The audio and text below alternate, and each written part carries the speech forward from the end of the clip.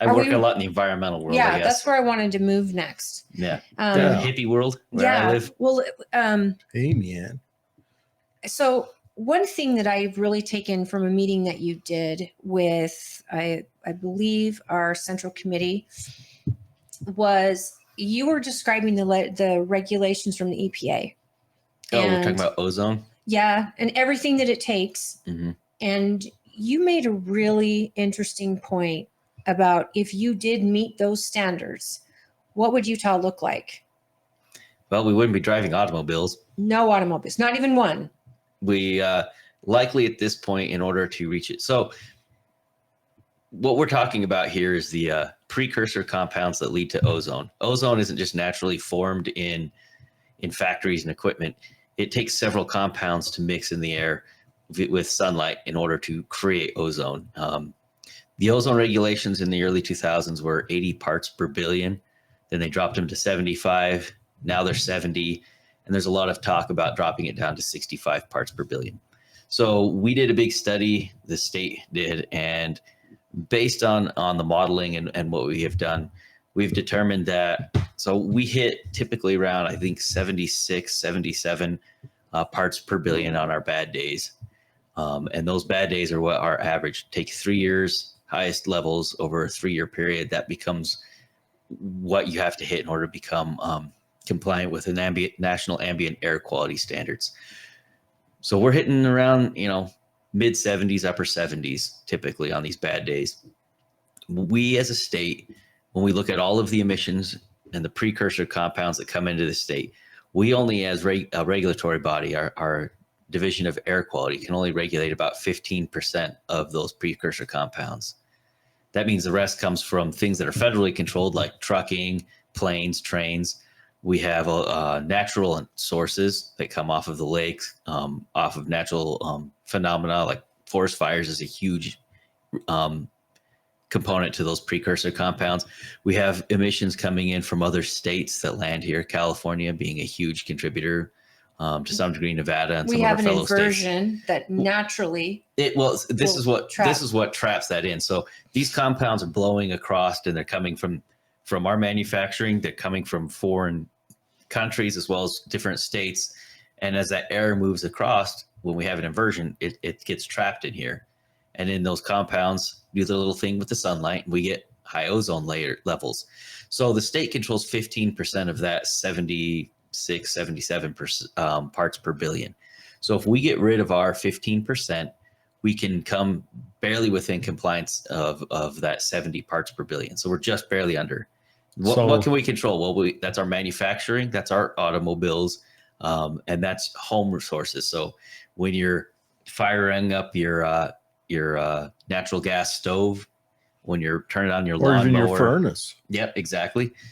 So there has been a move among some groups. If we got down that low, if someone in West Valley farted, we would have to fill out a compliance report.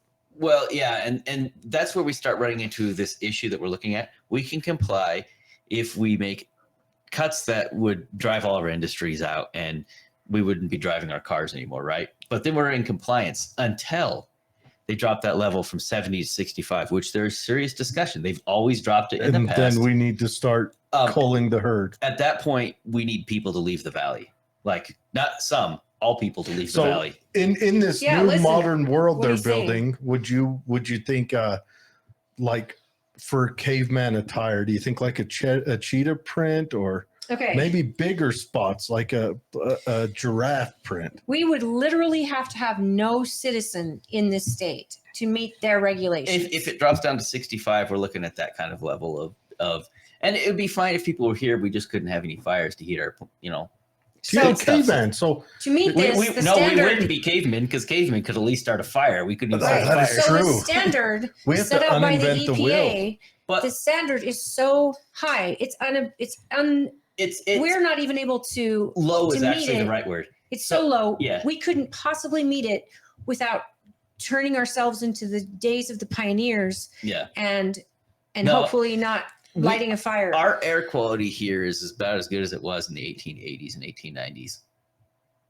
And ever since then, it got worse. We spiked in the 1960s. They had forest fires then. Yeah. Remember when China went on fire, 4 years ago? and it was nothing but cloudy here Mhm. it was Mongolia was on fire because these mountains trap it. Yeah. So what we have done, and this is where what we need is a state to stand up, and we are, thank goodness. Speaker Schultz is aware of the situation, and so is Senate leadership, and I have spent some time discussing it with them, and we've also discussed it with the our DAC, our Division of Air Quality. We know we can't comply. The fact is, we all hear about how awful California is as far as regulatory states. California doesn't meet the national ambient air quality standards. So what you do when you can't comply is you tell the federal government, look, we can't comply, but we're going to make a good faith effort. We're trying. And that's what California has been doing for the last 50 years is we can't meet it, but we're trying.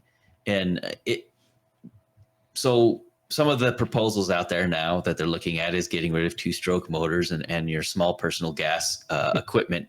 So you're looking at, well, obviously no more motorcycles or anything that's a 4-stroke or 2-stroke, but you may also have to get rid of your gas lawn mowers. There's also groups that are trying to encourage at this point new building in the Salt Lake County, new buildings, new apartments to go all electric so that they're using electricity.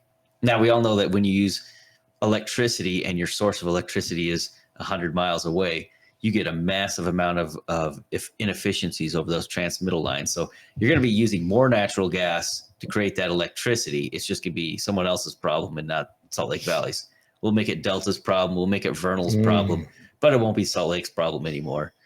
So my question is, the EPA knows it's impossible to reach that level. So my understanding is there's about 30 states that, and I could be wrong, but I think it's about 30 states that do not meet the NAAQS, the National Ambient Air Quality Standards.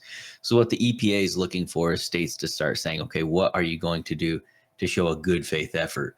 Changing your fuel mixtures. One thing they're looking at heavily here in this state is putting more, for lack of a better word, catalytic converters, scrubbers on your on our oil refineries, meaning your fuel is going to get really expensive, as well as changing the formulation of those fuels so that you get a more complete combustion, which means you've got to really refine down the chemical makeup of your fuel.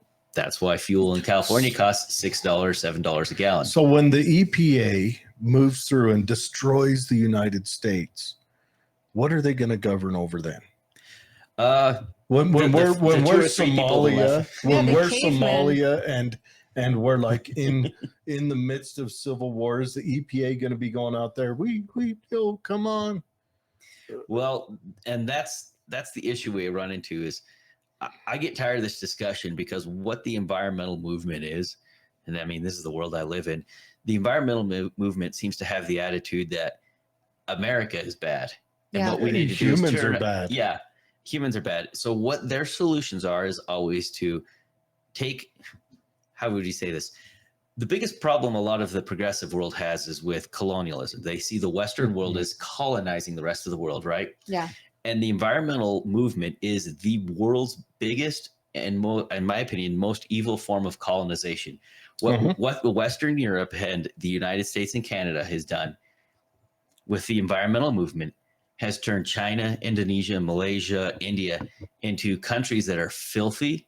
Their water and their soils have been absolutely ruined. Their farmlands have been raped. China builds a coal plant. What is it? Every 3 days they build a new coal plant. Yes. And what they've also done is watch China and the rest of the world enslave people. Africa, kids. The Middle East, Asia, there is slavery. So every time you buy an electric car, you're looking at slavery somewhere in the world and colonization. Right. In the name of virtue, signaling that you're doing something for the planet. And what's bothering me. So I have clean air, and there's kids in Africa that are slaves and they're mining in absolutely horrible situations. And they're dying. And then the Chinese are poisoning their water in order to build progressivism here. So that we have slightly cleaner air. And it's not like America wants to go, okay, everyone's going to be electric and here to help. Yeah. We're going to mine America. Yeah. Oh, not in my backyard. Yeah, it's okay to send it to China. I want the slavery Africa. And I want the environmental degradation somewhere else. We can do it here. And the United States actually can manufacture cheaper than other countries, but our regulatory framework is just difficult to work around. It keeps a foot on the throat of any small business or manufacturer or facility. Progressivism is just a Dutch rudder. It's all about virtue signaling. You're not doing anything. It's not about doing good. It's about saying how good you're doing. It's a virtue. That's the number one reason people bought Priuses, is because what it said about them. The environmental movement is a watermelon. It's green on the outside and red through the center. Yep. Because the solution is exactly the same solution that Mussolini proposed, that Hitler proposed, that Stalin proposed, that Mao proposed, that Pol Pot proposed. It's always the same solution. And that's the thing what we ultimately are fighting with as a country is every time we try and do anything that moves within the realm of freedom, they'll come up with a different kind of rule, a different kind of regulation, a different problem. But the solution to all of those is always the same thing. We need the government to run everything. Yep, and money can fix it. Yeah. We're in a Maoist revolution right now in the United States. This is, the college kids are kooky and blue-haired and retarded. We are in a Maoist revolution. We're in it. Freedom is one of the 4 olds that they're trying to get rid of. But people have been worshiping at the altar of climate change. It's become their religion. It comes out of the colleges. Why do you think the FBI information is lost? Out of both sides of their face? Yes, I want an electric car. Yes, I want it. I want all cars electric. Well, okay, that's great. Where are you getting the electricity? How are you getting the minerals to build that battery? What do you do when the battery is dead and you have to replace it? And where are you going to store all of these batteries because they're toxic? And what child is mining that battery for you? So while you're telling me, who has a big truck and I use, gas, you're telling me that I'm terrible, but the product I'm using, they've tried to make it cleaner burning. They're trying everything they can to make it. They're not trying. They're succeeding. They're doing. It's American made as well. It employs Americans. Yes. But when I say employing Americans, that doesn't sound like some kind of jingoism. What I'm saying is not only are you contributing to our local economy, but you're contributing to an organization that does things in a very safe way. Absolutely. I worked in oil refineries and pipelines, and the employees are taken care of. They're incredibly safe. You're preserving and protecting life when you do it here. Absolutely. And most everything is made by oil and gas. Every product you can even imagine has something to do with oil and gas. This thought that they can eliminate it by 2050 is asinine. Yeah. And all it does, and they think money, your money, is going to make America cleaner. Well, that isn't true. Money's not going to fix this, and especially when you've got all these other countries and nations who are in child slave labor. They're not competitive in the minerals, and they're digging themselves, and they're selling them to us, and we're just sit back and go, "Oh, look how great I am!" It's a fine example of us raping the world. We have zero suicide nets on any of our factories. I'll just point that out. Another thing is, no, they're not saying, okay, you've got the political class that is saying money. Give it to us. It'll help us fix it. Like Al Gore. Al Gore doesn't believe for a second in global climate change. Al Gore is just trying to get paid. Well, he's getting paid a lot. That's all he's trying to do. He's getting paid a lot. That is all Al Gore is doing. He doesn't care. So it's not about that. But then you've got the midwits. The people who go to college, because that's what you're supposed to do. And while you're there, you're supposed to experiment with hair colors and different drugs. And then you come out with the Maoist propaganda. They read the little red book to you and you bought into it because this professor knows what they're doing. And half of them are going to college just because they want to be a professor, which, just sounds like a Mexican jerk off right there. That's a pyramid scheme. It's just, I'm going to go to college to be a professor to provocate this, to be more professors. We don't produce anything legitimate for the economy. They're producing activists. Our colleges quit producing for our economy in the 80s. Let's just call it what it is. Sad to say, you got, certain groups, but most of it is all just fluff that just circle jerks itself. But it's about money, and they're just trying. Al Gore is making sure that he fills his coffers as full as he can get them before this country collapses. What I'd like to say, though, again, and I mentioned this, what an asset to have someone who looks at facts and data with an engineer mind, and someone in the House that could be, you could be you could be consulting up there on so many bills because we've never had the unicorn that we have in you to shed light. And when you have meetings about these issues, the one thing I leave feeling with is a hope. I feel hope. One, because you can admit that we have pollution around the world, but we still don't know how much pollution is being produced out of the United States. I think there's a study that people are trying to get that so we can at least hone in on what we're doing. And then you also have thoughts of how to fix it. And what you're being told, you're getting regulation, and you're in a position to maybe deregulate on some of these clean coal burning. That's where I'm really grateful for. Right now we have a great speaker. He has expressed to us as a body that the biggest push we're going to have right now is reinstituting federalism and reminding. So the big problem we have with some of our agencies, and it's not who's the speaker? Mike Schultz. Representative Schultz. So we have regulatory agencies that we created that their job is to take EPA or OSHA or other regulations that are propagated at the federal level and then implement them at the state. What we are going to go down more of the route is if we find a rule or a law that we feel is unconstitutional, and we got to start small, and you can't just say everything and then throw it all out because we couldn't handle that crud storm. But the idea plus you need to do everything based on merit and responsibility. But what we're going to be doing over the next year or two with our regulatory bodies is walking down the route of saying we're going to pass some laws and some regulations here at the state level.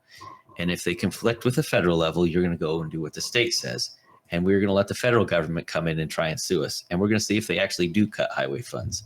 We're going to see if they do actually cut these funding, because they always threaten you. We're going to cut highway funds. We're going to cut Medicare, Medicaid funds. We're going to cut these funds. Well, let's find out if they do. And let's find out if we can survive without it. We also have a group that's working on that. We know it's probably a 5 or a 10-year project, but we are legitimately have an organization of representatives now. We're looking at how to structure the state government to run 100% independent of the federal government. Our biggest problem is Medicare, Medicaid. That's 40% of our budget right now. What would it look like if say 10 states followed this map and they said, okay, we'll come up with a Medicare, Medicaid that these 10 states deal with. We'll figure it out. We'll write laws so that our subjects don't have to send money off that federally, and then we'll defend them in court over not doing it. And then these 10 states start up a new thing. Do we know who this Facebook user is? Because I'm not seeing him in the comments. Oh, the last one, that is the good Mr. Swain. The one before that is Chad. Oh, yeah. No, these ones aren't showing up in the comments. Yeah, they're right here. Oh, and then Fred says, oh yeah, independence of the feds. So it's a long-term goal. Obviously, it took 150 years since the foundation of the states, the original Latter-day Saints that came here, and the federal government's been encroaching ever since then. So backing out of that is going to take a while, but it is a long-term goal of the House and of the Senate. And you feel like you've got support on both sides, or is this mainly a Republican goal? It's probably going to be more of a partisan issue. We'll just put it that way. But it's nice that we actually are having the legitimate conversations, and we are putting together groups of representatives and senators who are working these areas. It's not just a group of a couple of us getting together and saying, hey, let's see if we can do this. No, it's the leadership saying, I want you guys to work on this, and I want you guys to work on this, and I want this group working over here. I find it interesting that you could sit down with a number of Democrats who have something in their mind already, just like a lot of people have things in their mind. Yeah. But you have the experience, the knowledge, you know what the data says, you know what the potential could be, and perhaps just sitting down with you and just learning may get them to think a little bit clearly. I know that John Curtis went to that summit and he got a lot of people to change their mind and kind of join his side when he was saying, look, you guys, we all want clean air and water, but we have to do this smart, and oil isn't everything. And if you end that, you're particularly ending anything you have in your home at this moment. Yeah, there's not really, the only way to really go off of oil is to go back to we really didn't start using oil for a lot of products until the mid 1800s. So if we go back 1820s, 1830s, that's probably where we're going to be if we get rid of oil. A little bit of steam action. Yeah. I'll bet we could. I mean, well, we how do we didn't have destroy steam the products yet. that have them in it now? Like, it's fine as long as you don't like modern medicine Or cell or phones. food. Or food, the glasses on your face. or doctors and doctors' supplies. Yes. So about half of what comes out of a barrel of oil goes into Hospitals. energy. The rest goes into everything. So I would argue it's probably less than half goes into energy now. It depends. Yeah. We've modernized our fleets. Yeah. I'll bet we're down about probably 46%. When those oil tycoons were coming in and taking over the world, and it was all evil, and, in the late 1800s, early 1900s, at that point we really hadn't moved to internal combustion engines. So the light end compounds, your higher end, your short chain compounds that make gasoline, jet fuel, even to some degree diesel, those were all either burned or thrown into a ditch. They were and floated garbage down there because it was garbage. The short chain hydrocarbons, your light ends, your high end stuff, your light ends, that was all crap. They wanted the long chain hydrocarbons. That's what the petrochemical world lives on. So when you get crude oil, you've got a bunch of different length carbon chains, effectively. Longer carbon chains are what are used to make your medicine, your food, and the petrochemical industry, the thing that drives the world out of the 1800s into the 1900s. It wasn't until cars started getting used heavily in the 20s and 30s when they said, hey, we can actually do something with all the stuff that we're throwing down the ditch. Now, obviously, I've been responsible or been a part of cleaning up some of those ditches where they used to just pour the gasoline and the diesel fuel because they had nothing to do with it. But we need to understand that even if we switch 100% to natural gas or to electric transportation, we're going to have to still pull a huge amount of crude out of the ground because that supplies everything else in our life. Everything. Well, and what you're going to end up with is a very expensive product because now you're going to have to take those short chain hydrocarbons and combine them much like they do with natural gas to make synthetic oils. You're going to have to take those and start actually going through a lot of chemistry to make them into something that's usable in the petrochemical world. We'll actually be going backwards because everything that we buy petrochemically is going to be more expensive because they'll have nothing to do with the gas and diesel range compounds. Well, I want to talk full circle. So prior to kerosene, essentially, the whales were going extinct. Yeah. Right? Exactly. And so Rockefeller gets kerosene, pushes it out everywhere, saves the whales, right? And then some, Nordic and Japanese people hunt whales, and Greenpeace goes out there in boats and sprays them with water and all this stuff. But the new racket comes up and Greenpeace changes to where they want to put windmills out there in the water. Oh, that's killing the whales.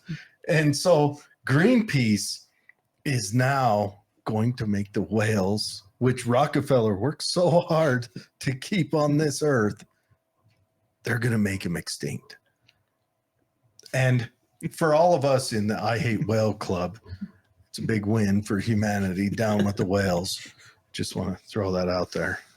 Nice. So I saw this video during a football game, and I thought it was great, and I'm going to put it up. I like that kid comment about our kids working as exchange students.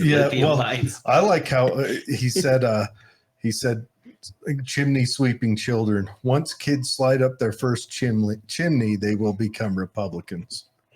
We should teach our children on the exchange program with lithium miners for a week. Oh, good. The ones in Africa where you see them, the pulling cobalt out of the ground. They're wearing like a T-shirt that was for the 1986 Super Bowl, and they've been wearing that one since '86. And they're in there with the pan, digging in the dirt. Yeah. Can you play a video I just shared to the page? It'll be quick.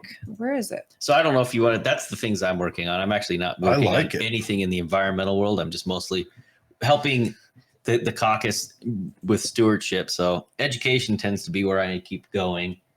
But there it is. And the firearms laws. It's a video. Okay, so let's get this spooled up. And let us know if you don't hear it at home. I'll play it for the microphone if it doesn't come through, but if it opens, it should come through. should take you to like a YouTube, I believe. This is good listening, folks. I'm glad everyone. So what you're listening to right now is us waiting for a YouTube to load. That's riveting. I'm glad you've joined us today to listen to this. Yes. And actually, Tim, you said you weren't working on many other bills, but these are pretty big bills. I'm working on some redefinitions in sex ed, as well as okay, go on. Tell us some more. So right now in code, when you're teaching sex ed, there's things you're supposed to cover, and those things you're supposed to cover may contraception, AIDS, HIV, STDs, pregnancy, biology. Well, there's a phrase in there that says human sexuality. And right now, the issue always becomes when you're filling out that form for sex ed is the question always becomes, what is human sexuality? And why are teachers teaching human sexuality? So I sat down with the USBE and their legal counsel, and I said, what is human sexuality? And they said, well, it's, biology, pregnancy, contraception. They ran down the list of things that can be taught in sex ed. And then I said, well, then why is the word itself within its own definition? So they agreed that was kind of confusing. I said, let's just get rid of the word. And they said, okay. So from now on, when you're filling out your sex ed forms, or at least starting next year, there will no longer be a generic definition of your kids can learn human sexuality. I think that does two things. One, it keeps the confusion down for parents. That way they don't have to worry about what is human sexuality. Well, we're just not going to have human sexuality. As well as there's always that gray area that's created when a teacher or an educator says human sexuality, it kind of doesn't mean anything, and it allows them to open up that sex ed discussion into anything. So we wanted to tamp that down. Another one I'm going to run that'll come out, and it hasn't come out yet, but I'm going to receive a ton of flack for it, but I'll just throw it out there. And I'm working on with a few really involved parents and parent activists.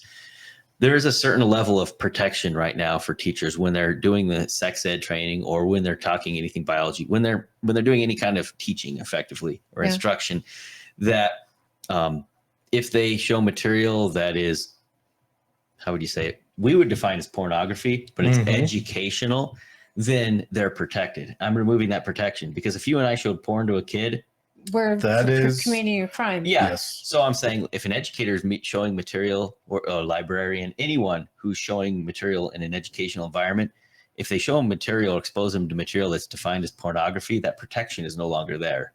Yeah. So I expect fully for the teachers to not be union to come after me but yep. Oh, okay. Hold on. Sorry. I got to get this. That's not quiet. Not at all. Okay. So we got to get it so that they can see it on here. I'm getting that set up right now. I felt great to finally see a commercial where oil and gas industry kind of defended themselves because they've been really quiet. Well, so what's happened with the oil and gas world is they've gone down the route. If we capitulate and move along with this, and I saw this because I worked for oil and gas companies prior to where I work now, and a lot of them, you've got people in the environmental world, my world, who are coming out of college, and they have a very different mindset than some of us who've been around for a while. Especially, if you can hire a geologist, you're in a better place than if you hire an environmental engineer, environmental scientist, or technician. They're fully integrated into the new thought system. So if you're a large company and you've got a huge environmental burden, you're going to end up hiring a lot of people who are actively working against you. You're also worried about where the legislative bodies are at the federal and state level. And you're going to try and keep them happy. You also, the truth is, if you're a company, you're filing all of your paperwork and your reports and your permits with a division.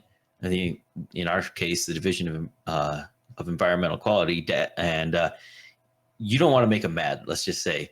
So if you start pushing back on some of these popular narratives, then you're automatically going to make every agency you put papers to or permits to or pay fees to mad at you. And you have to work with these people. You also have your entire staff that you have hired fresh out of college who is on board with you being evil. So you're kind of stuck in this bad situation of, well, what do we do? You have protesters, you have companies with this ESG stuff. So you're trying to produce a product that the world needs. and yet your own staff, the agencies you work with, and half of your investors don't want you around anymore. Well, I heard, and it's about time they fight back, because I think they finally realized, look, we're going to go away if we don't actually stand up.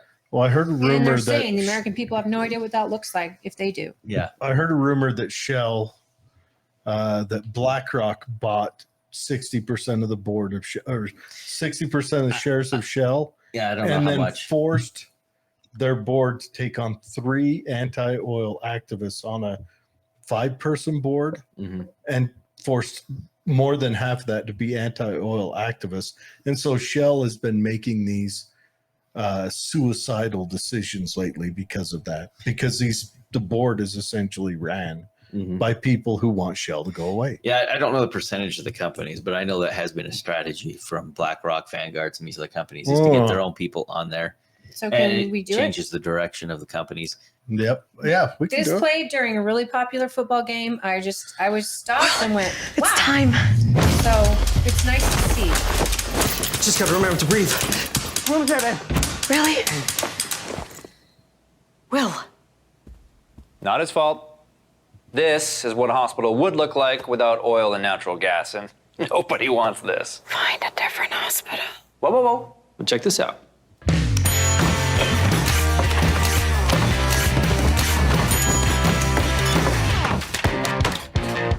Baby, this way. As I was saying, without oil and gas, hospitals wouldn't have what they need to keep us healthy, heal wounds, save lives, and deliver little bundles of joy. Products made from oil and gas are all around us. And without them, our lives would be a whole lot messier. Can you leave now? You might want to double bag that. Well, it's very true. It is very, very true. Oil is in everything. Hold on. Stop it. How do I get rid of that? But you see, the point of this is I don't think people in their mind. Hold on. I gotta. Come on. Just second pause window. it. There we go. And people don't realize that just from the It's in very everything. small things that you take for granted every single day, a diaper, the blankets on your bed, the plastic, anything plastic. Plastic's huge. So you may hear in the world the idea of doing bioplastics. This is a lot like the biofuel scam that was about years ago. When I was at the University of Idaho studying, one of the professors I had worked to create the diesel and biofuels that had come from mustard seed and rapeseed, or canola. If you call it Canada, in America, we call it rapeseed. And he did this as kind of an experiment to see if farmers could grow their own fuel supply.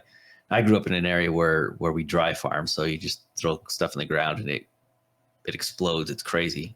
Things like rain happen up there in northern Idaho. And he said it was possible for farmers to grow enough rapeseed and mustard to run their equipment, but there is no way, even if we converted all of the farmland in the United States into producing just energy, that we could offset the amount of fuel we use. So they wouldn't be able to produce any food outside fuel. of that. And then you run down the whole corn route and ethanol route. It's just not efficient. Plus, you'd have to explain to the world why they can't afford their food because we're too busy burning our food as a fuel source, which now you start looking at bioplastics and that technology where you can harvest various plants and algae and you can create plastic. Well, congratulations, world. We can't grow the food you need because we're too busy using it for plastics that we throw away. But we're environmentally sound, man. We, as another example of the environmental movement starving and really destroying the rest of the world. We in America can afford some bioplastics that are recyclable. Meanwhile, food prices go through the roof, and people who already spend half their living on food now have to spend 100% of their income on food. It's just a vanity move. Yeah, it is. Just like when they dye their hair in college. Yeah. It's a complete vanity move. It's just a signal to say, you dye your hair blue. It's to say, I'm one of them. Mm-hmm. It's I think that's Chad on there talking about the Snake River Dam. So I grew up near the dams on the Snake River. That's why the Northwest has cheap and it's amazing electricity. You can plug into it with a voltmeter and it's 120.0 and it never varies. No variation. Really? Dams are amazing for just clean electricity. which is great if you're running an electronics company. You don't have to put a bunch of filters on there to worry about making a constant signal. So, hey, do we have any? If we pull those down, that's kind of the end of energy. Right now, we're looking at the EPA trying to the government trying to shut down our coal plants. And if they take those dams out and our coal plants, we're done. Yeah. I mean, what do we do? Unless we bring in nuclear energy. I don't know. I think I'm going to be take too long. sitting by a painting of a fire on a rock wall, playing an animal skin stretched over a hollowed out log in my animal skins. Now, locally, I won't be able to get giraffe that easy. So I've got to source that now before they destroy us. On that note,